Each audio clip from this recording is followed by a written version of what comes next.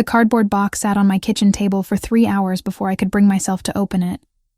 13 years of avoidance, packed away in my storage unit and dragged out only on nights like this, when guilt gnawed harder than grief.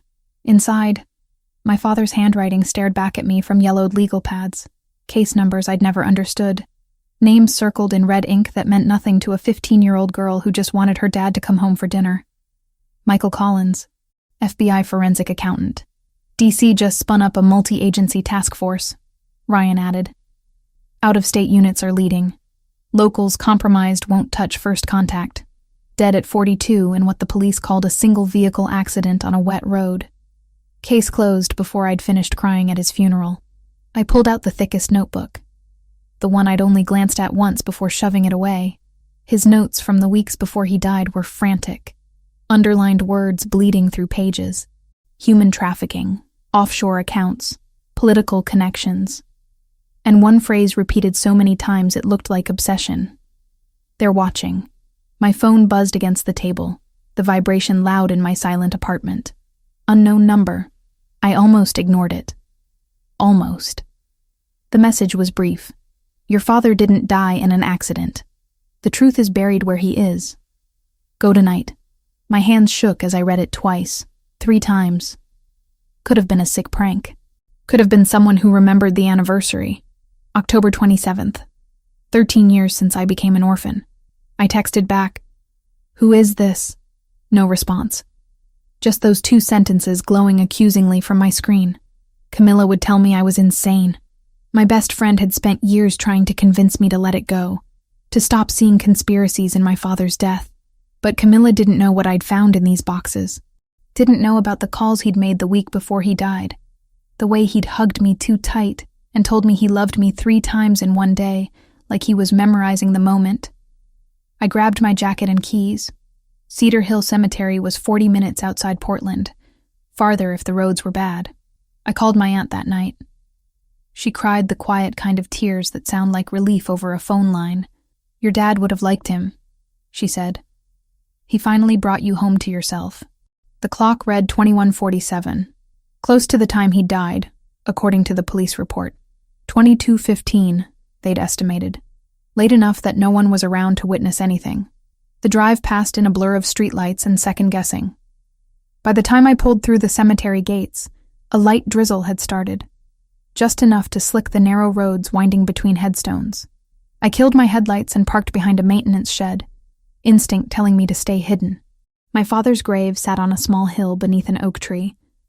I'd chosen the spot because he used to take me hiking in forests like this, before the job consumed him, before he started coming home with shadows under his eyes and checking the locks twice every night. I made it halfway up the path before I saw them. 10 men. All in black suits despite the late hour and drizzle. They stood in a perfect circle around my father's headstone, still as statues, their formation too precise to be coincidental. SUVs were parked in a line along the access road, black and gleaming even in the darkness. I dropped behind a large monument, heart slamming against my ribs. This wasn't a prank. This was real and dangerous, and I should leave, call the police, do anything except what I was doing, which was staying frozen and watching. One man stood at the head of the grave. I couldn't see his face, but I saw him bend down, saw him place something white on the headstone. He spoke, his voice too low to carry, but the cadence sounded foreign. Italian, maybe. When he straightened, he made a gesture, and all 10 men bowed their heads in unison. It lasted maybe 30 seconds. Then, without a word, they dispersed. Each man returned to a vehicle with military efficiency. Engines purred to life, and the convoy rolled away into the night, taillights disappearing like dying embers.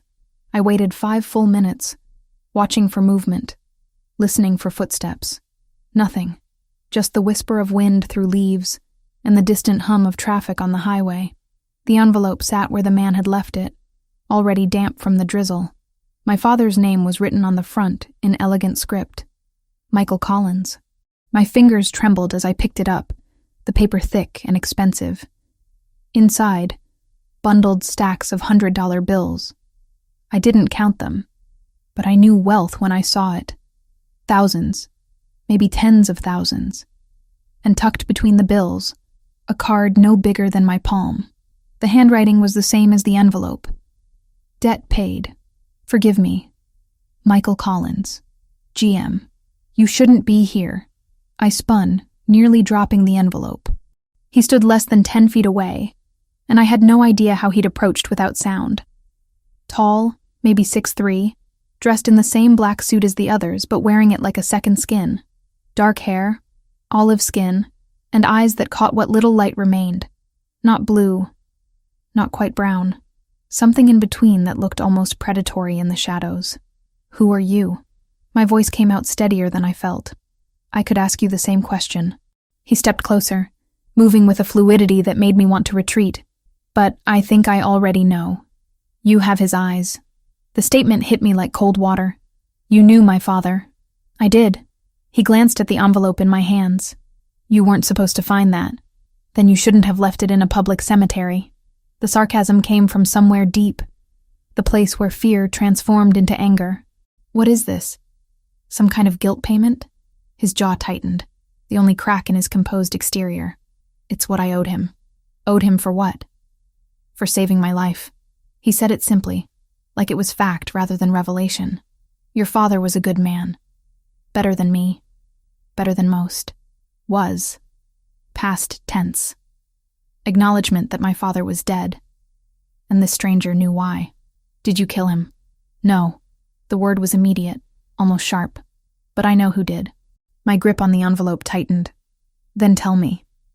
Not here. Not now. He reached into his jacket and I tensed, but he only pulled out a business card. Plain white, embossed lettering. Giovanni Moretti. Import, export. An address in downtown Portland.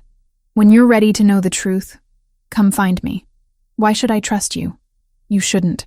He turned to leave, then paused. But you will, because you're a journalist. Olivia Collins, 28 years old, freelance investigative reporter living in a studio on Morrison Street. You've been looking into your father's death for 5 years.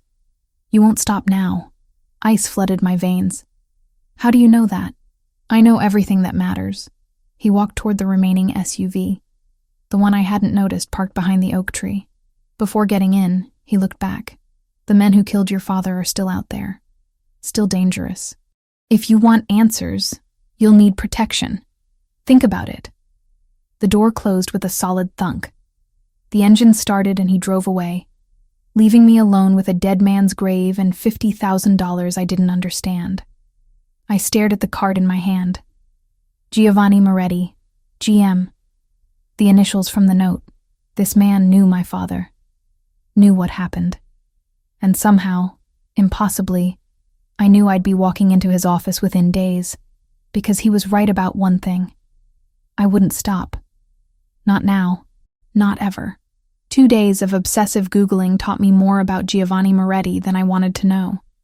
His name appeared in exactly 3 newspaper articles over the past decade, always in the background of charity galas or business openings. Never charged, never even questioned publicly. But the way journalists phrased sentences around him screamed careful legal vetting. The import-export company he supposedly ran had offices in 6 cities and a website so generic it could have been selling anything from olives to weapons. You're not seriously considering this. Camilla stood in my kitchen doorway, arms crossed, watching me compile notes like I was preparing for war. Olivia, this man could be dangerous. He knew things about my father no one else does. I circled another name in my notebook, one that appeared in both my dad's notes and a business filing connected to Moretti's company. The police said it was an accident. Everyone said it was an accident. But what if they were wrong? Then go to the FBI. Go to someone official. She moved closer, her voice dropping. Don't walk into a stranger's office because he left money on a grave and knew your address.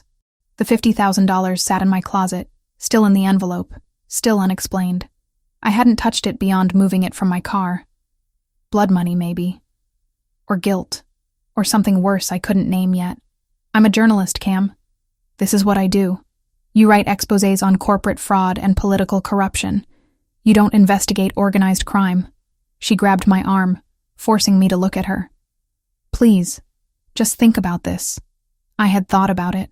For 48 hours straight, through sleepless nights and coffee-fueled mornings. Every rational part of my brain screamed that Camilla was right. But the angry, grieving 15-year-old who'd never gotten answers kept pushing me toward that business card. "I'll be careful," I said, knowing it was a lie. The address led to a building in downtown Portland that smelled like old money and new threats. Marble floors, art that probably cost more than my car, and a receptionist who looked like she could kill me with her letter opener if needed. She made one phone call after I gave my name, then gestured toward the elevator without a word. 4th floor, corner office. The door was already open when I arrived. Giovanni Moretti sat behind a desk made of dark wood that gleamed under recessed lighting. He looked different in daylight. Less predator and more businessman. But the intensity in his eyes remained unchanged. Those strange dark brown eyes that seemed to catalog every detail of my appearance in the seconds it took me to cross his threshold. "Miss Collins." He stood, gestured to a leather chair across from him. "I wondered if you'd come. You didn't give me much choice." I sat, keeping my spine straight, refusing to be intimidated by the luxury surrounding me. "You said you knew who killed my father." "I did." He returned to his seat, steepling his fingers. "But first, tell me what you know about his work." He was a forensic accountant for the FBI. He tracked money, built cases against criminals using financial records. And the case he was working on when he died? I hesitated. My father's notes had been vague, coded in ways I'd never fully deciphered. Something involving offshore accounts, international trafficking. He was close to something big. He was close to exposing a network that spanned 3 countries and involved people who don't tolerate exposure. Giovanni pulled a folder from his desk drawer, slid it across to me. 15 years ago, I was 19 years old and very stupid.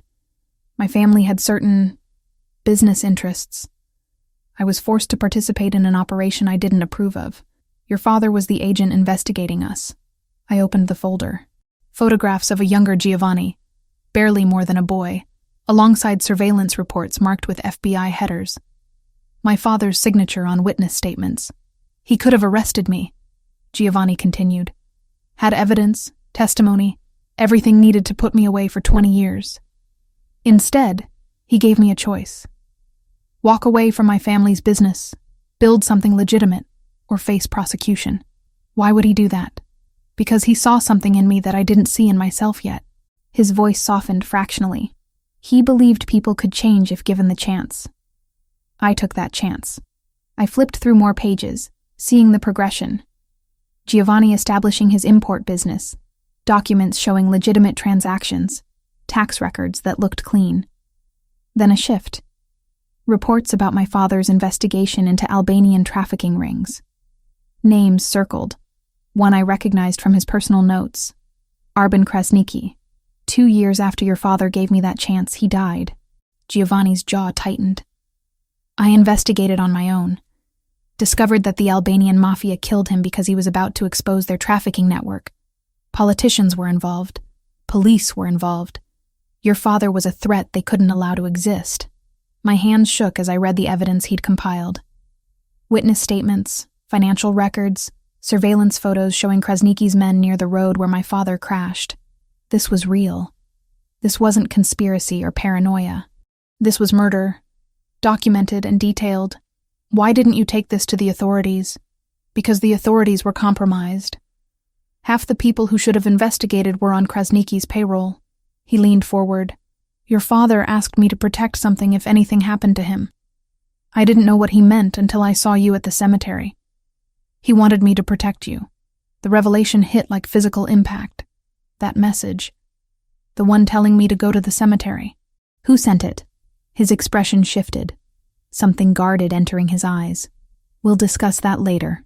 Right now, you need to understand something more important. Arben Krasniqi discovered that you've been investigating your father's death. You've been asking questions, pulling old records.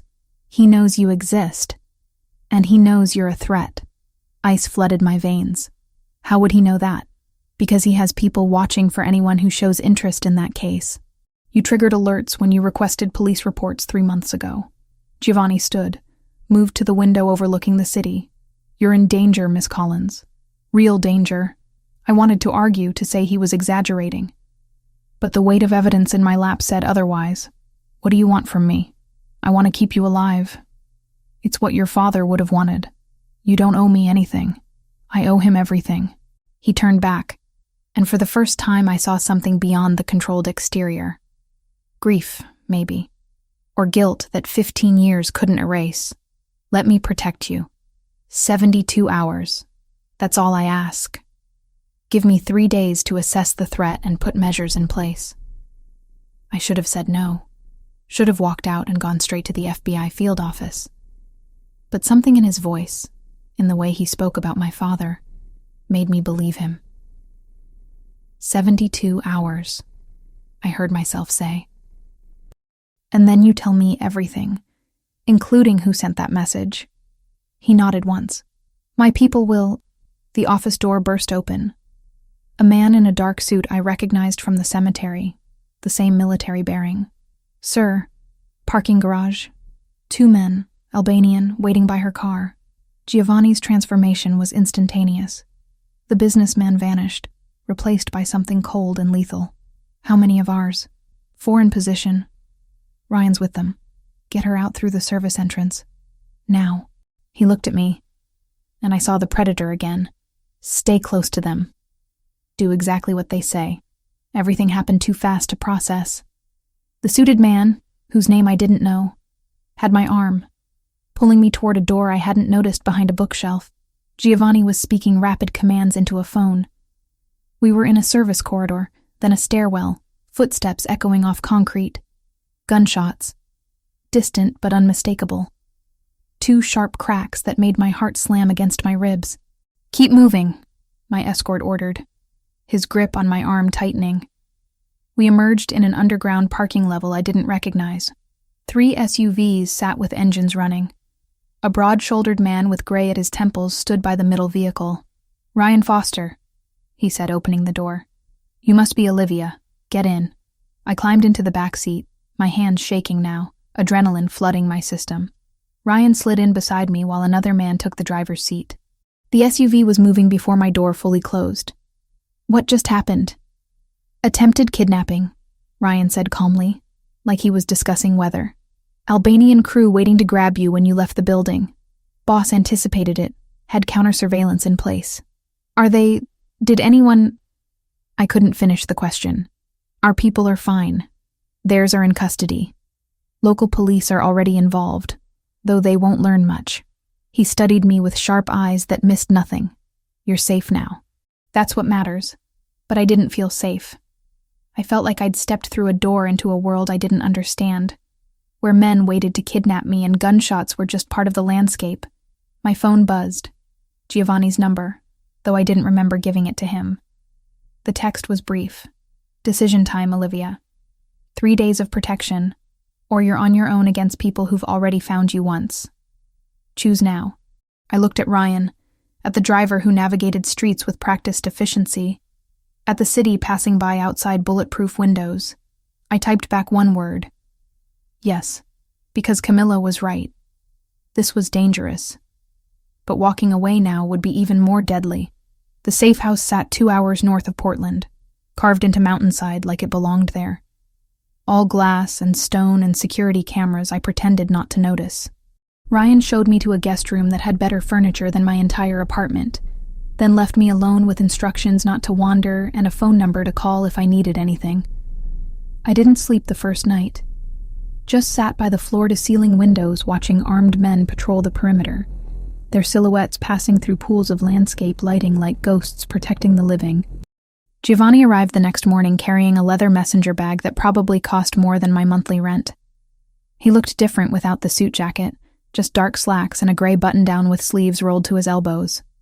More human, less untouchable. Coffee? He set the bag on the table, pulled out a thermos and 2 cups, like this was normal. Like I wasn't being held in protective custody while Albanian mobsters hunted me. Black, I said, because refusing felt petty. He poured with steady hands, passed me a cup that radiated warmth into my palms. The coffee was better than anything I'd ever made myself. Of course it was. I brought more files. He gestured to the bag. Everything I've compiled on your father's investigation. You said you wanted the truth.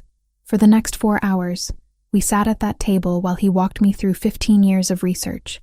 Financial records showing offshore accounts connected to Krasniki's network. Witness statements from people too terrified to testify. Surveillance photos of meetings between politicians and criminals. My father's face appeared in some of the older images, always in the background, always watching. He was meticulous, Giovanni said, tracing a line on a flowchart showing money movement between shell companies.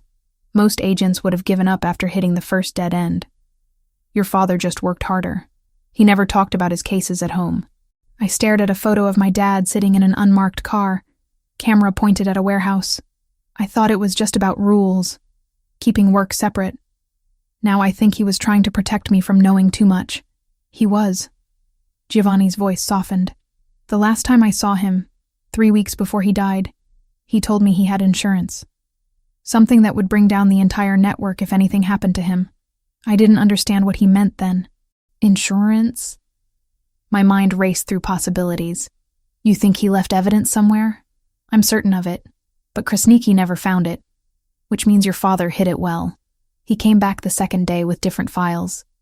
These showed his own past, the family business he'd walked away from at 19, shipping routes that moved more than olives and wine, money trails that led to places no legitimate business should touch. My grandfather built the Moretti family over 40 years, Giovanni said, showing me a photograph of an old man with fierce eyes. He came from nothing, survived things I can't imagine, but somewhere along the way, he forgot the difference between surviving and thriving. By the time I was old enough to understand what we really did, it was too late to pretend ignorance. Why did you stay until you were 19? Loyalty, fear, stupidity. He set the photo down. All of the above. My mother died when I was 10. My father was... He paused, jaw tightening. He wasn't a good man.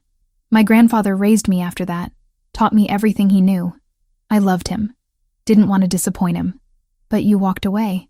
Because your father showed me I could. That there was another path. He met my eyes, and I saw the weight he carried. I've spent 15 years trying to prove he was right to give me that chance. The third night, a storm rolled through the mountains. I stood on the covered balcony watching lightning split the sky, rain hammering against the glass barriers loud enough to drown out thought. Can't sleep? I turned.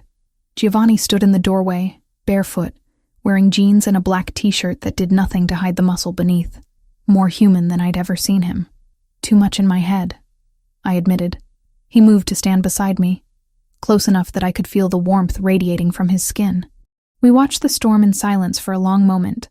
That message, I said finally. The one that brought me to the cemetery. You said we'd discuss it later. It's been 3 days. His expression shifted, something guarded entering his eyes. Ryan sent it. Ryan. Why would... I ordered him to. Giovanni turned to face me fully. Years ago, I gave him standing instructions. When the time was right, when I was certain it was safe, deliver the money to your father's grave and notify his daughter. I didn't expect you to arrive that specific night. So you've been watching me, protecting you. There's a difference. Is there? Anger flickered hot in my chest. You investigated me, tracked my movements, sent cryptic messages. I kept you alive. His voice went hard. Krasniki has been monitoring anyone connected to your father's case. If I hadn't been watching too, you'd have disappeared months ago. The truth of it hit like the lightning splitting the sky. I wanted to be angry, to feel violated by his surveillance, but the parking garage ambush proved he was right. I hate this, I whispered. I hate feeling powerless. You're not powerless, Olivia. He said my name like it meant something. You're the strongest person I've met. You've been fighting for answers for 13 years without backup or resources. That takes courage most people don't have. We were too close. I could see the flecks of gold in his dark eyes, could smell cedar and rain, and something uniquely him. When lightning flashed again, illuminating his face, I saw the same awareness in his expression. The same pull I felt drawing us together. He leaned in, just slightly. I started to tilt my head up. Our mouths were inches apart when footsteps pounded up the stairs behind us. Boss, Ryan burst onto the balcony, phone in hand, face grim. "It's Camilla Scott." My stomach dropped.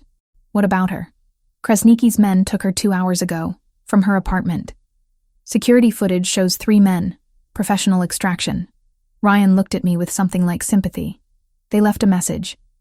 They want you in exchange for her release." The world tilted. Camilla, my best friend who'd warned me this would happen, who'd been right about the danger. Giovanni was already moving, the moment between us evaporating like it had never existed. "Get everyone to the command center. Now." "I'm coming with you," I said. "Absolutely not. She's my friend, my responsibility, which is exactly why you're staying here where it's safe." Giovanni's voice was pure command, the businessman and the crime lord both present. "This is a trap, Olivia. They know I won't trade you. They're counting on it. Then what's your plan? Let her die?" His jaw tightened. Joseph avoided my eyes when assignments were handed out, like he was memorizing exits instead of orders. "We're going to get her back, but you're not going anywhere near that warehouse." I wasn't asking permission. We stared at each other, wills clashing in the space between us. Something dangerous sparked in his eyes, but I held my ground. Finally, he exhaled hard. "Fine, but you stay in the command vehicle with Ryan. You wear body armor. You follow every order without question. And if I say run, you run." He stepped closer, invading my space. "Those are my conditions. Break them, and I'll have Ryan physically remove you. Understood?" "Understood." The next 2 hours were controlled chaos. A mobile command center that was really just a heavily armored van filled with surveillance equipment. Ryan outfitted me with a vest that weighed more than my laptop, explained the basics of the equipment, then made me promise 3 more times to stay inside the vehicle. The warehouse sat in an industrial area near the port, all rusted metal and broken windows. Through the van's monitors, I watched Giovanni's team move into position. They were professionals, silent and efficient, communicating through hand signals I didn't understand. Giovanni led from the front, gun drawn, moving like violence was his first language. I'd seen him as a businessman, as someone haunted by the past, but watching him now, I understood what he really was. A predator hunting other predators. The operation took 12 minutes. Gunfire echoed through the monitor's speakers, sharp cracks that made me flinch. Ryan stayed calm, directing units through his headset, eyes never leaving the screens. Then I saw Camilla, zip-tied to a chair in what looked like an office, bruised but alive. Giovanni reached her first, cut her bonds, lifted her with surprising gentleness. "Package secured," Ryan said into his headset. "Proceed to exfil." But the Albanians had reinforcements. 3 men appeared in the hallway, weapons raised. I watched Giovanni put himself between them and Camilla, watched him kill all 3 with a precision that stole my breath. No hesitation, no mercy, just cold efficiency that protected what he'd claimed. They brought Camilla to the van. She was shaking, crying, holding on to me like I might disappear. Through the open doors, I saw Giovanni standing in the warehouse entrance, blood speckling his white shirt, reloading his weapon with hands that didn't tremble. That was the moment I understood. This man wasn't playing at protection. He was built for it, shaped by violence into something that could stand between the innocent and the monsters. And somehow, impossibly, I was starting to trust him. Giovanni insisted I stay at the safe house even after the 72 hours expired. The violence had escalated, he explained. Going back to Portland would put me directly in Krasnicki's crosshairs. Part of me wanted to argue, to reclaim some independence. The rest knew he was right. I couldn't close my eyes without seeing the warehouse. The way Giovanni had moved through those hallways, weapon raised, eliminating threats with surgical precision. 3 men dead in less than a minute, their bodies crumpling. The sound of gunfire still echoed in my ears at random moments, making me flinch at shadows. Camilla was recovering in a private hospital 30 minutes away, surrounded by more security than a presidential candidate. Ryan lifted the envelope with gloved hands, photographed each stack, dusted the edges for prints. He wrote the date and time on a yellow card and slipped it inside the plastic sleeve. "Evidence before comfort," he said, sealing it. "Boss's orders." Giovanni arranged it all without being asked. ensuring she had the best doctors money could buy while keeping her location secret. I visited the second day after the rescue, Ryan driving me in one of those black SUVs I was learning to recognize. She looked smaller in the hospital bed, bruises darkening her cheek and wrists. When she saw me, tears started immediately. "I'm so sorry," I said, pulling a chair close. "This is my fault. I dragged you into this. They were looking for something." Her voice was hoarse, like she'd been screaming. "Maybe she had. Kept asking where your father hid it. Said you'd know where the evidence was." I straightened. "Evidence?" They said that specifically, over and over. That Michael Collins had insurance, something that would destroy their entire operation. She gripped my hand tighter. "Olivia, what did your dad have?" I didn't know. Not then. But that single word, insurance, matched what Giovanni had said. My father telling him he had something that would bring down the network if anything happened. Protection through the threat of exposure. The guilt sat heavy in my chest. Camilla had been tortured because of questions I'd been asking, investigations I'd been pursuing. She told me to finish it, to make sure her trauma meant something. Then she asked me to leave so she could sleep. The drive back was silent. I stared out the window, watching Oregon landscape blur past, my mind churning through possibilities. If my father had hidden evidence, where would he put it? Not at home. The house had been searched after his death, cleared out when I went to live with my aunt in Seattle. Then I remembered. "Ryan, I need to go to a bank." The memory surfaced sharp and clear, cutting through years of deliberate forgetting. First National, downtown Portland. He glanced at me in the rearview mirror. "That's not on today's approved locations." "I don't care. Call Giovanni. Tell him I remembered something about my father." 20 minutes later, we were heading back toward the city, this time with 2 additional SUVs flanking us. Giovanni met us at the bank, appearing from the lead vehicle looking like he'd been in the middle of something important. His sleeves were rolled up, hair slightly disheveled in a way that shouldn't have been attractive but was. "This better be good," he said, though his tone held no real irritation. 3 weeks before he died, my dad brought me here. We walked through the marble lobby toward a bank employee Giovanni had apparently called ahead. Said he was setting up something for my future, opening a safety deposit box in both our names. "You never checked it?" I was 15 and my father had just died. I blocked out everything from those last weeks. The truth tasted bitter. Until now. The vault was everything you'd expect.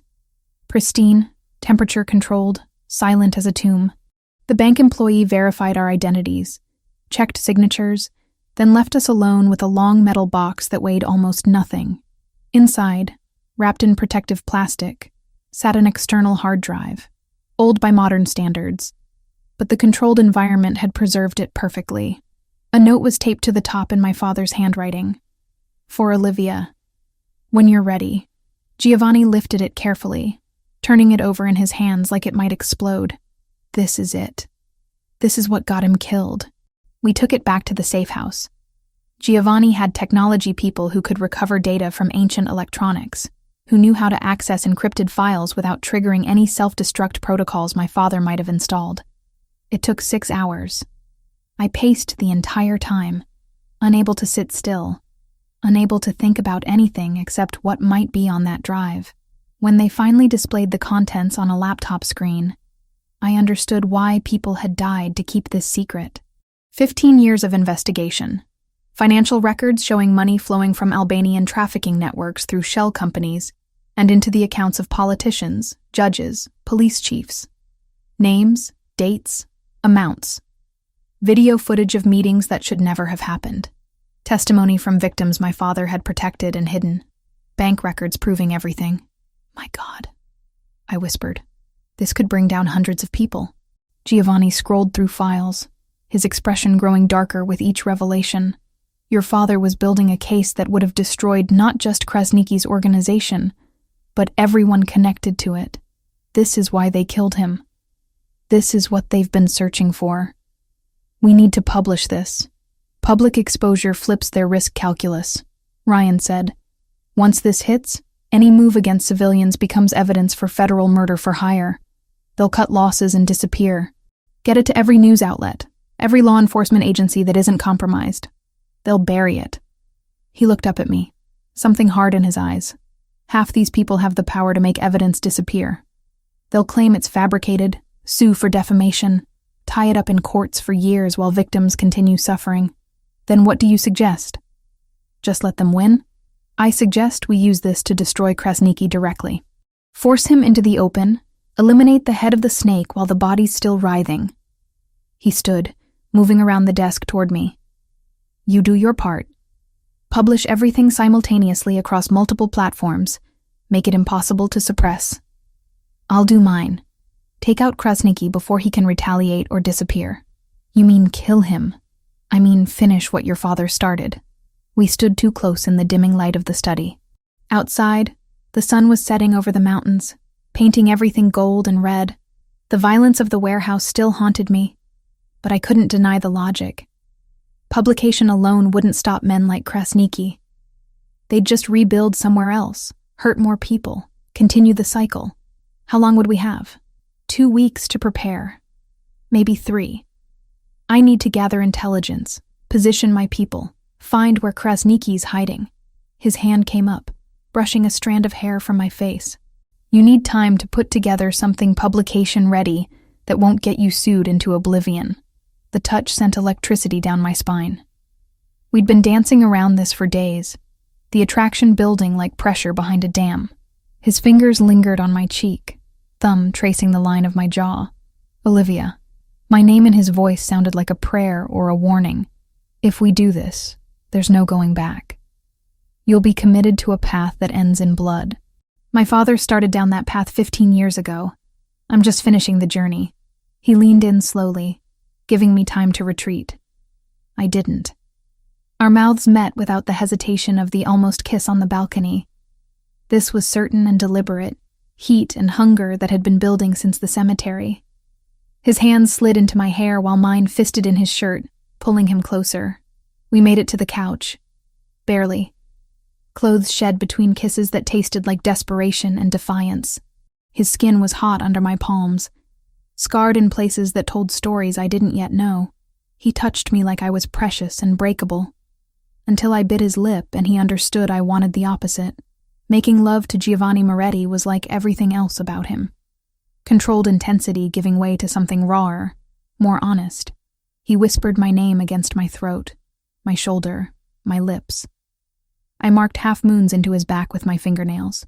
We came apart together in the fading light, 2 people who knew tomorrow might destroy everything.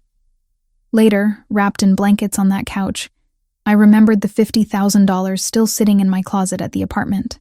That money, I said against his chest. From the cemetery. I'm keeping it as evidence, another piece of the puzzle. His fingers traced patterns on my bare shoulder. Everything's evidence now. Everything leads back to your father and what he tried to expose. Do you think he knew? That it would kill him? I think he knew the risk and decided some things were worth dying for. Giovanni pressed a kiss to my hair. He was brave. Reckless, maybe, but brave. I thought about my father in those last weeks. The extra hugs, the careful documentation, the preparation for a future he wouldn't see. He'd known exactly what he was doing, building a legacy of truth even if it cost him everything. We'll finish it, I promised the ghost of Michael Collins and the man holding me in the present. Whatever it takes. Giovanni's arms tightened around me. Outside, armed guards patrolled under moonlight. Somewhere, Krasniki was planning his next move. And on a 15-year-old hard drive sat enough truth to burn down an empire. The war was coming. We just had to be ready when it arrived. The training started the next morning. Joseph's hands shook when he thought no one was looking, just a tremor along the tendons. I filed it away without a label. Giovanni woke me before dawn, handed me workout clothes that fit perfectly despite never asking my size, and led me to a basement I hadn't known existed. Padded mats covered the floor. Weapons hung on walls in neat rows that should have terrified me, but instead felt inevitable. Self-defense first, he said, rolling his shoulders. You need to know how to protect yourself if things go wrong. When things go wrong, I corrected. He almost smiled. When? For 2 weeks I learned how violence worked. How to use an attacker's momentum against them. Where to strike to disable rather than kill. How to break holds, create distance, survive long enough for help to arrive. Giovanni was patient but demanding, never letting me quit even when my muscles screamed and sweat dripped into my eyes. Again, he'd say, resetting his stance. Faster this time. The weapons training was harder, not physically, but mentally. Holding a gun felt wrong in ways I couldn't articulate. Giovanni made me practice loading, unloading, clearing jams until my hands moved through the motions automatically. You don't have to like it, he said during one session, watching me sight down the range at paper targets. You just have to survive. I thought about my father, whether he'd carried a weapon during those final investigations, whether he'd known death was coming and prepared anyway. The gun felt heavier with those thoughts. Between training sessions, I wrote, 15 years of evidence transformed into a narrative that couldn't be ignored. Financial flows mapped out in charts, testimony organized chronologically, video and audio files time-stamped and verified. I contacted 3 journalists I trusted, one each in New York, London, and Berlin. Gave them copies of everything encrypted 6 ways. Explained that when I gave the signal, they'd publish simultaneously across every platform they could access. This is incredible, Sarah from the Times said during our encrypted video call. And completely insane. You know people will try to kill you for this. They're already trying. She went quiet for a moment. We'll be ready. Just say when. Giovanni spent those same 2 weeks planning something darker. I'd see him in the war room, as I'd started calling it, surrounded by maps and photographs, and men who spoke in clipped military language. Ryan was always there, along with others whose names I learned slowly. Joseph, who handled surveillance. Christopher, who managed logistics. Anthony, who never spoke but radiated controlled violence. Sometimes I'd join them, listening as they discussed guard rotations and security systems. Krasniki had 3 properties they'd identified. A warehouse near the port where operations were coordinated. A safe house in the suburbs where he sometimes stayed. A legitimate business that fronted for money laundering. Giovanni wanted to hit all 3 simultaneously, scatter Krasniki's resources, force him into the open. He'll run to his main stronghold when the others fall, Giovanni explained, pointing to a location marked on the map. That's where we take him. Alive, if possible. We need his confession on video before your articles drop. And if he doesn't confess? Giovanni's expression went cold. He will. I didn't ask what methods he'd use. Some things I didn't need to know yet. The nights were ours. We'd fall into bed exhausted from training and planning, but always found energy for each other. Giovanni loved slowly, thoroughly, like he was memorizing every inch of my skin. I'd trace the scars on his body, each one a story of survival.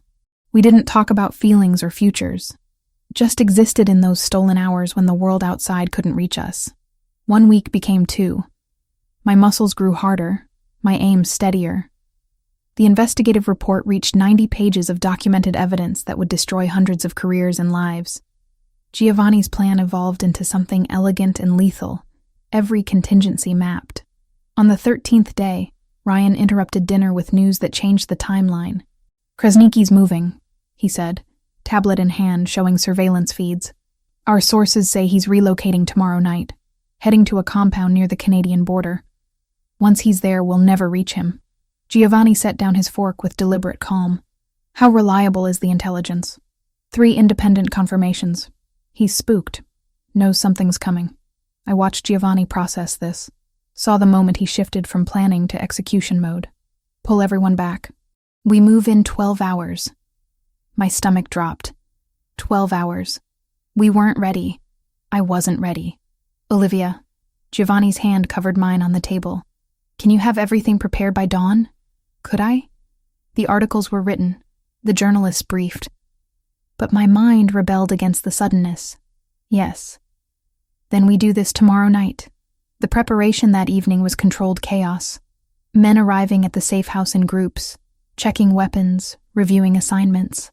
I finalized the publication sequence with Sarah and the others, scheduled everything to go live at precisely 9 p.m. Pacific time. Giovanni wanted Krasniki in custody before the internet exploded with evidence of his crimes. Near midnight, I found myself standing by the windows, watching the last of the sunset paint the mountains gold and purple. Tomorrow night, this would be over, one way or another. "Come with me," Giovanni said from the doorway. "There's something I need to do." He drove us to Cedar Hill Cemetery in one of the SUVs, just the two of us. The graves looked different in the gathering darkness, peaceful rather than ominous. My father's headstone gleamed under the security lights that lined the paths. Giovanni parked and we walked to the grave together. He carried no flowers, no offerings. Just stood there looking at the carved name, Michael Collins, beloved father. Then he dropped to one knee. The gesture shocked me. This man who commanded dozens, who'd killed without hesitation, kneeling in the dirt before my father's memory. He spoke in Italian first, words I couldn't understand but felt in the cadence. Then he switched to English, voice rough with emotion I'd never heard from him. "I failed you once. Let you die when I should have been watching. Should have protected you better." He paused, hand pressed flat against the ground. "But I won't fail her. Your daughter.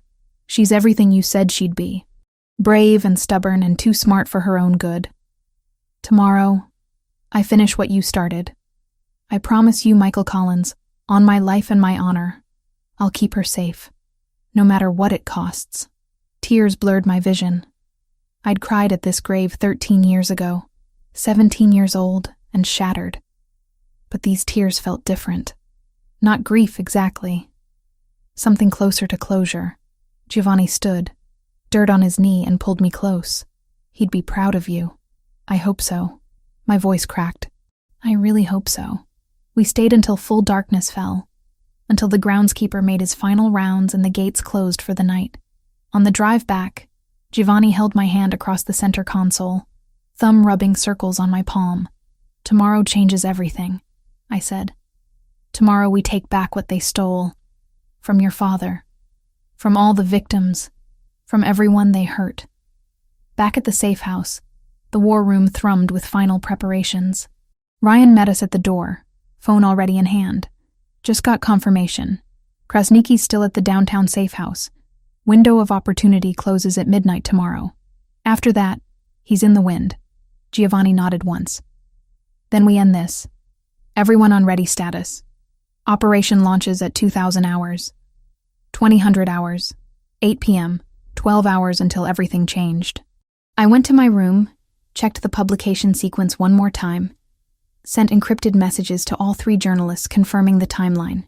Then I sat on the edge of the bed, gun Giovanni had given me cleaned and loaded on the nightstand, and tried not to think about all the ways tomorrow could go catastrophically wrong. Giovanni found me there an hour later. Didn't speak. Just pulled me into his arms and held on like he could protect me from tomorrow through sheer force of will. "We're ready," he whispered against my hair. I wished I believed him. Believed myself. Believed that 15 years of death and secrets could be resolved in one night of coordinated violence and published truth.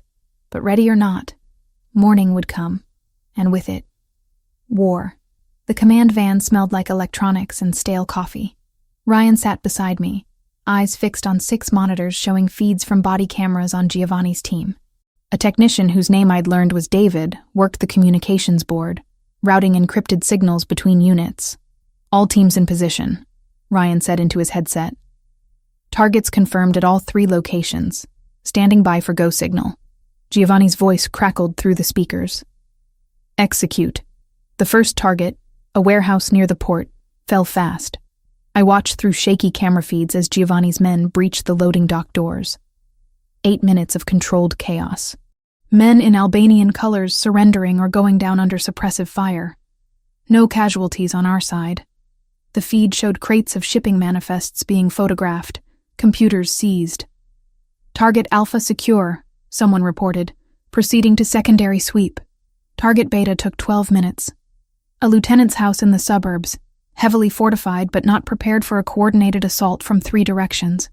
The cameras showed Giovanni's people moving through rooms with practiced efficiency, zip-tying hands, securing evidence. More computers, more files. One lieutenant who tried to run and got tackled in his own backyard. Target Beta secure. High-value prisoner acquired. Target Charlie was different from the start. The camera feed showed a fortified compound with actual guard towers and reinforced gates. Krasnicki's primary safe house. the place he'd retreat when everything else collapsed. Giovanni led that assault personally. I watched his feed, recognized the way he moved, weapon up, clearing corners with Joseph and Christopher flanking him. The resistance was immediate and heavy. Muzzle flashes lit up the night vision cameras. "Contact front," someone shouted over comms. "Multiple hostiles, second floor." The gunfight lasted minutes that felt like hours. I gripped the edge of the desk, knuckles white, watching Giovanni's camera bob and weave through corridors. He took fire, returned it, kept advancing. Then his camera jerked hard, and I saw blood spray across the lens. "Giovanni!" His name tore from my throat before I could stop it. "Boss is hit." Christopher's voice came through. Left arm, still mobile. The feed stabilized. Giovanni's gloved hand came into view, pressing against his bicep where fabric had torn and blood darkened his sleeve. But his weapon never wavered. "Keep pushing," Giovanni ordered, voice tight with pain. "Kresnicki's on the third floor. Anthony, take point." They found him in what looked like a converted office. Arben Kresnicki, 45 years old, surrounded by paperwork he'd been frantically burning. Giovanni's team secured him efficiently, zip-tied his hands behind his back, and dragged him to a chair. What followed made my stomach turn. Not violence exactly, but the threat of it. Giovanni standing over Kresnicki, bleeding from his arm wound, asking questions in a voice that promised consequences for lies. The Albanian tried to stay silent. Lasted maybe 3 minutes before Giovanni nodded to Anthony. And whatever Anthony did off-camera made Kresnicki start talking. The confession spilled out in accented English mixed with his native language. Names, operations, the order to kill Michael Collins 13 years ago. Everything documented on David's recording equipment, time-stamped, and backed up to 3 separate encrypted servers. "Got it all," David confirmed. "Confession is solid. Exfil now," Giovanni ordered. Windows closing. That's when everything went wrong. The ambush hit as they left the building. Reinforcements the surveillance hadn't detected, arriving in vehicles without lights. Suddenly all 3 camera feeds showed chaos. Giovanni's people were caught in a crossfire, pinned between the building and attacking forces. Multiple hostiles. Ryan barked into his headset. Where the hell did they come from? They must have had a silent alarm, David said, fingers flying over keyboards. I'm counting at least 15 incoming. Our van sat 2 blocks away, supposedly secure in an alley behind a closed factory. I heard the gunfire before I saw them. 3 men in dark clothes sprinting toward us, weapons raised. "Contact!" Ryan shouted, drawing his own gun. The first bullets shattered the van's front windshield. David was turning toward the sound when the second volley hit. I saw the impact, saw him jerk backward, blood blooming across his chest. He collapsed without making a sound. Ryan returned fire through the broken windshield, taking position between me and the attackers. "Get down." I dropped to the floor, heart slamming so hard I thought my ribs would crack. More gunshots. The van's side window exploded, raining safety glass across my back. Through the chaos, I heard Ryan grunt, saw him stagger. "Ryan!" "I'm fine," he gritted out, but blood soaked his left shoulder. He kept firing with his right hand, each shot precise despite the injury. "Stay down, Olivia." The gun Giovanni had given me sat in my waistband, heavy and foreign. I'd trained with it, knew how to use it. But training and reality were different universes. My hands shook as I pulled it free, clicked off the safety the way Giovanni had taught me. One of the attackers appeared at the broken side window, weapon coming up to aim inside the van. I didn't think, just raised my gun and fired. The recoil shocked me, sent my second and third shots wild. I didn't hit him, but he flinched back, bought us 3 seconds. Ryan used those seconds. 2 shots, both center mass. The attacker went down. Then Giovanni was there, appearing like violence incarnate. Blood on his arm, on his face, murder in his dark eyes. He and 2 others engaged the remaining attackers with overwhelming force. The firefight lasted 30 seconds. When it ended, Giovanni wrenched open the van's back door. His gaze found me immediately, swept over the blood covering my clothes. For one frozen moment, I saw absolute terror in his eyes. Raw and exposed in a way I'd never seen before. "I'm okay," I said quickly. It's Ryan's blood. I'm okay. The relief that flooded his expression lasted half a heartbeat before the mask returned. He helped Ryan out of the van, got him into one of the SUVs. Christopher and Anthony loaded Krasniki, still zip-tied and now gagged, into another vehicle. David? Giovanni asked, though he could see the answer through the shattered windshield. I shook my head. My first time watching someone die. Not in surveillance footage, but real and immediate. The technician who'd sat beside me minutes ago, gone before I could even process what happened. We need to move, Ryan said through gritted teeth, his good hand pressing a field dressing to his wounded shoulder. Now! The convoy raced to a backup location, an industrial building Giovanni owned under a shell corporation. Inside, medics were already waiting. They descended on Ryan and Giovanni immediately, cutting away bloody fabric, assessing damage. Giovanni's wound was through and through, missing bone and major vessels. Lucky. Ryan's was worse, bullet lodged in muscle that would require surgery. But he was conscious, alert, still giving orders even as they worked on him. I sat against a wall, watching them prep the confession video. Krasniki on camera, blood trickling from his nose where someone had convinced him cooperation was wise. The audio was clear, damning. Admissions of trafficking, murder, corruption. My father's name spoken with casual confirmation that yes, they'd killed him. Yes, it was ordered from the top. We had everything. The evidence from my father, the forced confession, documentation from 3 raided locations. Everything needed to destroy the network. Then Krasniki started laughing. The sound cut through the controlled chaos like broken glass. Giovanni crossed the room in 3 strides, grabbed the Albanian by his shirt. Something funny? You think you won? Krasniki's English was good, his accent thick. But I already gave the order before you took me. Kill the families of all your captains. Their wives, their children, their parents. Everyone they love dies in the next 30 minutes unless you let me go. The room went silent. He's bluffing, Christopher said. Am I? Krasniki's smile was horrible. Check your phones. See what my people are sending you. Giovanni pulled out his phone. His face went white. Whatever image he saw made his hand shake before he controlled it. How many? 15 targets, 15 families. Krasniki leaned back despite the zip ties. You have 30 minutes to release me, Moretti, or their blood is on your hands. I watched Giovanni's world collapse behind his eyes. Everything he'd built, everyone loyal to him, their families now held hostage because of this operation, because of me, because of my father's evidence and my need for justice. We can get to them, Anthony started. Not in 30 minutes, Giovanni cut him off. Not all of them. He planned this. Ryan struggled to sit up despite the medics trying to keep him down. There might be another way. I knew what he meant before he said it. Publish now, everything. Make it public before Krasniki's deadline. Force the authorities to respond, remove his leverage. If we publish the evidence now, I said, pulling out my phone with hands that wouldn't stop shaking. It goes viral in minutes. FBI, DEA, ATF will have to respond immediately. His people will abort rather than risk exposure. Or they'll kill everyone anyway, Krasniki said. Out of spite. Maybe. I looked at Giovanni, saw the impossible choice crushing him. But it's the only play we have left. 29 minutes until 15 families died. 29 minutes to save them, or watch everything burn. Giovanni met my eyes across the blood-stained concrete. Made his decision. Do it.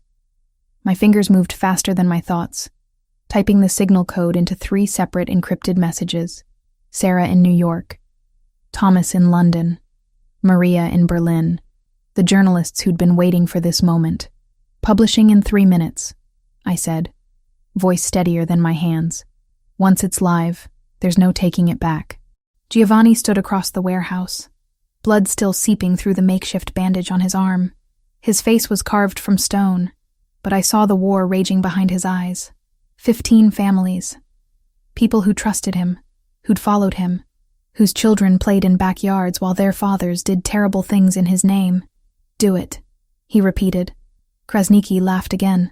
That horrible wet sound. You're choosing wrong, Moretti. Those families are already dead. You just don't know it yet. Shut him up, Giovanni ordered. Anthony gagged Krasniqi with efficiency that suggested practice. I hit send on all 3 messages simultaneously. Then opened Twitter, Facebook, Instagram. Created posts with links to cloud storage containing everything. Financial records, video testimony, photographs of meetings that should never have happened. 15 years of my father's investigation, unleashed on the world in 15 seconds. It's out, I whispered. Ryan worked his phone one-handed, the other arm hanging useless at his side. Already spreading, first shares coming in. Guardian just picked it up. 4 minutes. The posts multiplied like viruses, jumping from account to account. News organizations scrambled to verify, but the evidence was too comprehensive to ignore. Names started trending. Politicians, judges, police chiefs. The algorithm god smiled on truth for once, pushing our revelations into millions of feeds. 7 minutes. CNN sent a breaking news alert. BBC followed 30 seconds later. The story was too big, too documented, too explosive to contain. FBI Portland field office is mobilizing, Ryan reported, monitoring police scanners. DEA too. They're moving on all the addresses we provided. 8 minutes. Christopher checked in from his surveillance post. Albanian crew at the Henderson house just received a call. They're pulling back. Say authorities are inbound. One by one, the reports came in.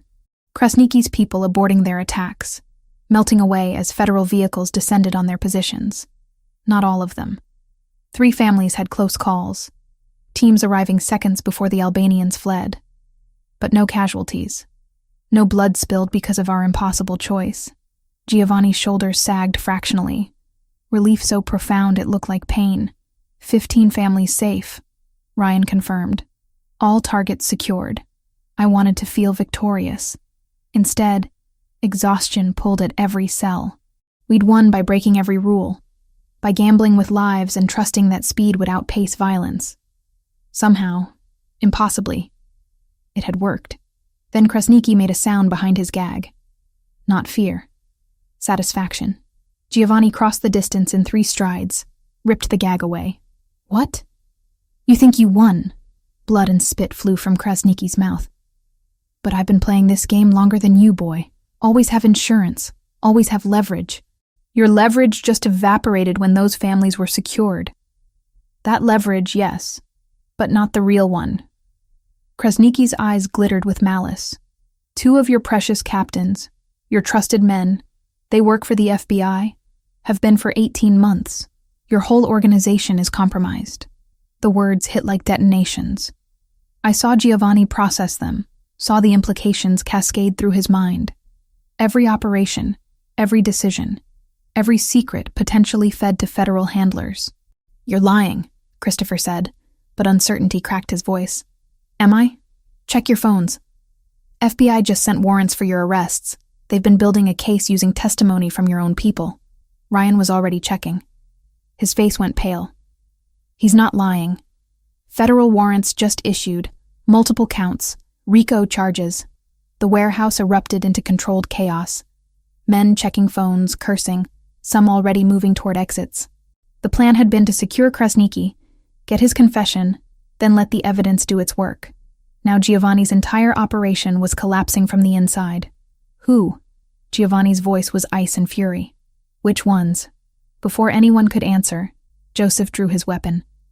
Not pointing at Krasniqi, pointing at Giovanni. I'm sorry, boss. His voice shook, but his hands stayed steady. I didn't want it to go down like this. But they have my sister. They've had her for 20 months. Said they'd kill her if I didn't cooperate. Everything slowed down. I saw Giovanni's hand move toward his own weapon. Saw Christopher and Anthony responding, their training kicking in. Saw Ryan trying to stand despite his wound. Saw Joseph's finger tighten on the trigger. I moved without thinking. Training Giovanni had drilled into me taking over. 3 steps put me between them. I shoved Giovanni hard, felt him stumble backward, felt the impact in my shoulder before I heard the shot. The bullet didn't hurt at first, just pressure, like someone had punched me. Then fire spread through my entire left side, stealing my breath, buckling my knees. The second shot never came. Ryan, somehow standing despite his wound, fired twice. Both rounds center mass. Joseph dropped, weapon clattering on concrete. Someone was screaming. Took me seconds to realize it wasn't me. Was Anthony shouting orders, trying to secure the perimeter? Through the noise, I heard more gunfire. The second traitor, whoever he was, making a break for it. Then Giovanni's hands were on me, turning me carefully, his face appearing above mine. Blood soaked through my shirt, hot and wrong, his expression shattered in ways I'd never seen. Raw terror replacing the control he wore like armor. Olivia. Stay with me. Look at me. His voice cracked on my name. I'm okay. The words came out weak, unconvincing even to me. You're not okay. You took a bullet meant for me. His hand pressed against my shoulder, trying to stem the bleeding. The pressure made me gasp. Worth it, I managed. Wouldn't let him shoot you. Medic! Giovanni roared. Now! But the sirens were already approaching. Multiple vehicles closing fast. The evidence we'd published had lit a fire under every law enforcement agency in the state. They were coming for all of us. Boss, we need to move, Christopher urged. FBI is 2 minutes out. I'm not leaving her. They'll arrest you. Charge you with everything. You need to run. Giovanni looked down at me, his dark eyes swimming with something I'd never seen in them before. Tears. Actual tears cutting tracks through the blood and dirt on his face. This man who'd killed without hesitation, who commanded through fear and respect, was crying over me. I'm not leaving, he said again, quieter. His thumb brushed my cheek, gentle despite the violence surrounding us. You saved my life. Again. You keep saving me. Giovanni. Ryan's voice carried warning. 30 seconds. The warehouse doors burst open. Paramedics first, then federal agents in tactical gear, weapons up, shouting commands.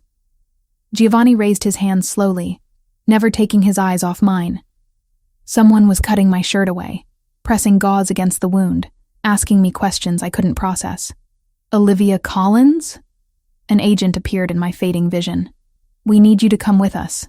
You're a material witness. She's been shot, Giovanni snarled. She needs a hospital. Ambulance is ready. We'll provide protection en route. More hands lifted me onto a gurney. Every movement sent lightning through my shoulder. Through the chaos, I found Giovanni. They were cuffing him, reading him his rights. He didn't resist, just kept his eyes locked on mine as they led him away. No words passed between us. Didn't need them. Everything that mattered lived in that look. Gratitude. Terror.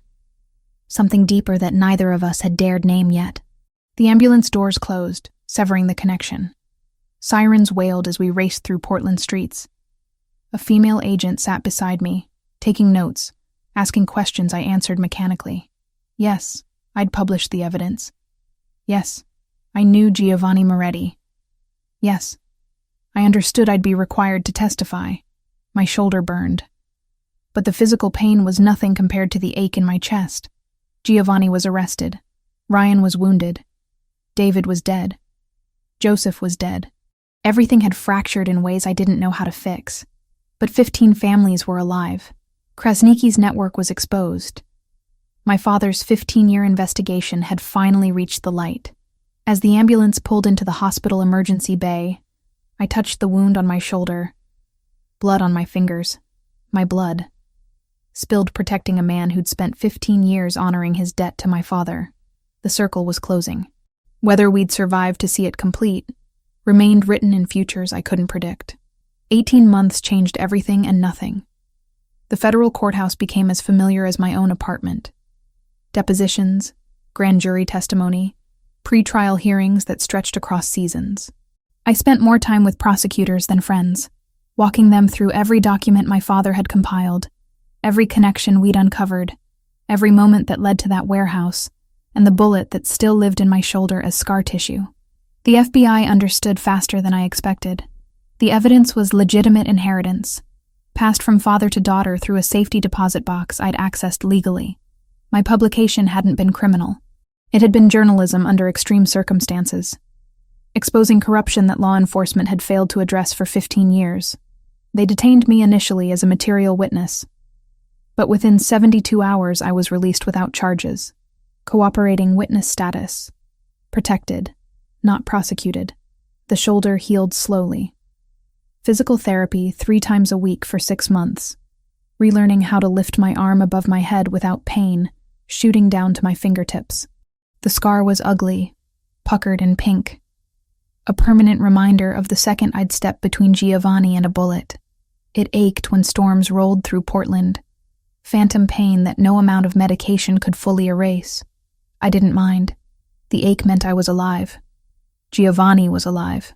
That mattered more than vanity. My article won the Pulitzer. They announced it on a Tuesday morning while I sat in a coffee shop reviewing legal documents. Sarah called, screaming congratulations so loud I had to pull the phone away from my ear. The ceremony was formal and surreal, standing on a stage accepting recognition for work that had cost David his life, that had nearly cost all of us everything. But the real victory wasn't the award. It was the numbers. 47 people rescued from trafficking operations across 3 states. 12 police officers and 7 politicians charged with corruption. Arben Krasniqi sentenced to life without parole in a maximum security facility where his connections meant nothing. His entire network dismantled piece by piece through prosecutions that were still ongoing 18 months later. The second traitor, Paolo, who'd tried to escape during the chaos, had been captured 3 blocks from the warehouse. He was serving 25 years, trading information for reduced time. Giovanni's deal took months to negotiate. His lawyers were expensive and clever, painting him as someone who'd cooperated with law enforcement, who'd helped take down a trafficking network despite personal risk. The RICO charges would have buried him for decades. Instead, he pled guilty to money laundering from his family's old operations, testified against Krasniqi and every corrupt official we'd documented, and received 4 years with eligibility for parole in 2. He was sent to a minimum security federal facility in Oregon. Not close, but close enough for weekly visits. The first time I saw him in prison, clothes devastated me. Giovanni Moretti, who'd worn expensive suits like armor, reduced to standard-issue khaki, but his eyes were the same. Those dark brown eyes that had watched me across cemetery graves and war rooms and hospital beds. "You look terrible," I said, settling into the plastic chair across from him. "You look beautiful." His voice was rough from disuse. We didn't discuss feelings during those visits. Talked instead about practical things. He was studying law through a prison education program, reading case files until his eyes hurt, determined to understand the system that had caged him. I was writing a book about my father, about his investigation and sacrifice, about the cost of truth. "What will you call it?" Giovanni asked during a visit in month 7. "The long investigation." 15 years from his death to justice. Seemed appropriate. He smiled, rare and genuine. He'd be proud. Ryan recovered fully from his shoulder wound. The surgery had been complicated, but military doctors knew their work. He'd been released from the hospital after 2 weeks, spent another month in physical therapy, then quietly took over management of the Mountain Safe House. When I needed somewhere to live that wasn't my compromised Portland apartment, he offered the property without hesitation. "Boss would want you safe," he'd said simply. Living there meant living with ghosts. The couch where Giovanni and I had first made love. The war room where we'd planned everything. The balcony where we'd almost kissed before Camilla's kidnapping changed everything. But it also meant security. Space to write. Distance from the reporters who still occasionally tried to doorstep me for follow-up interviews. Camilla visited every few weeks. She'd spent 4 months in therapy processing her abduction. The fear. The helplessness. But she was stronger for it in ways that mattered. Started a nonprofit helping trafficking survivors, channeling her trauma into something that healed others. "You're allowed to fall apart," she told me during one visit, watching me stare at yet another legal brief. "I'll fall apart when this is over. It'll never be over, Liv. That's the point. You survived something terrible and now you have to learn how to live after." She was right. Stopping felt like betraying my father all over again. But I was learning. Slowly. The parole hearing happened in month 17. Giovanni's lawyers were cautiously optimistic. He'd been a model prisoner, caused no trouble, completed his educational programs, continued cooperating with ongoing investigations. The board voted 3-2 in his favor. Parole granted, with conditions. No contact with known criminals, regular check-ins with his parole officer, prohibition on leaving the state. They released him on a Thursday in April, 18 months after that warehouse. I waited in the parking lot, leaning against my car in spring sunshine, watching the prison doors like they might not actually open, like this might be another dream I'd wake from. Then he emerged. Different and the same. Thinner, harder around the edges, carrying a single bag with his few possessions. He stopped at the gate, scanned the parking lot, found me. The distance between us evaporated. I was running before deciding to move, and he caught me, arms wrapping around my waist, lifting me off my feet. We held each other in that parking lot for what felt like hours, saying nothing because words were insufficient for the relief, the gratitude, the impossible joy of survival. "You waited," he said finally, face buried in my hair. "Every week. I know you did." Giovanni started his security consulting business 3 weeks after release. Legitimate work, helping businesses protect assets and personnel. The business grew faster than expected. Turns out people valued expertise from someone who'd lived in both worlds. I continued my investigative work, focusing on corruption. The book was scheduled for release in 6 months, already generating interest. I'd donate most of the proceeds to trafficking victim support. Blood money transformed into something useful. 6 months after his release, on a Saturday morning when weather was perfect, Giovanni drove us to Cedar Hill Cemetery. We walked to my father's grave together, carrying fresh flowers. The headstone looked the same as it had that rainy night 18 months ago when 10 men in black suits had circled it. When Giovanni had left $50,000 and a note about debts paid, Giovanni knelt in the grass, placed the flowers carefully at the base of the stone. He spoke in Italian first, words I still didn't understand, but felt in their reverence. Then he switched to English, his hand pressed flat against the carved letters of my father's name. I kept my promise. "Michael Collins, your daughter is safe, more than safe. She's extraordinary." His voice broke slightly. "I finished what you started. We finished it together. The network is destroyed. 47 people are free because of the evidence you gathered. Because you refused to stop even when it cost you everything." Tears blurred my vision. I knelt beside Giovanni, placed my hand over his. "I'm going to spend the rest of my life protecting her." Giovanni continued. "Not because I owe you, because I love her, because she's the best thing that ever happened to me. And you gave me the chance to become someone worthy of that." He turned to me then, and I saw tears tracking down his face. Giovanni Moretti, who I'd watched kill without hesitation, who commanded through strength and violence, crying in front of my father's grave. "Olivia." He pulled a small box from his pocket. "I'm not good at speeches, and this isn't about grand gestures. It's just truth. You saved my life the night we met. You've saved it every day since. I want to spend whatever time we have left returning the favor. Will you marry me?" The ring was simple. White gold, single diamond, nothing ostentatious. "Perfect." "Yes," I whispered. "Yes." He slid the ring onto my finger with shaking hands, then pulled me close. We stayed kneeling there in the grass, holding each other while the spring breeze moved through the cemetery and birds sang in the oak tree overhead. "Your father would approve," I said against his shoulder. "I hope so. I really hope so." We stayed until the sun began its descent toward the horizon, painting the sky in shades of gold and pink. When we finally stood, Giovanni took my hand, laced our fingers together. "Ready?" he asked. I looked one last time at my father's grave. "They were mine," Giovanni said, when I asked about the 10 men in black at my father's grave. "Old country men. They understand ritual, the weight of a name carved in stone. I sent them so no one could call the payment rumor. Some debts deserve witnesses, and your father deserved more than rumor. At the name carved in stone. At the flowers we'd brought. 13 years of grief and anger and searching for truth. 18 months of war and testimony and rebuilding. All of it leading to this moment. standing in a cemetery with the man I loved. Both of us scarred but alive. Both of us free. Ready, I said. We walked back to the car together, hands joined, not looking back. The past was honored.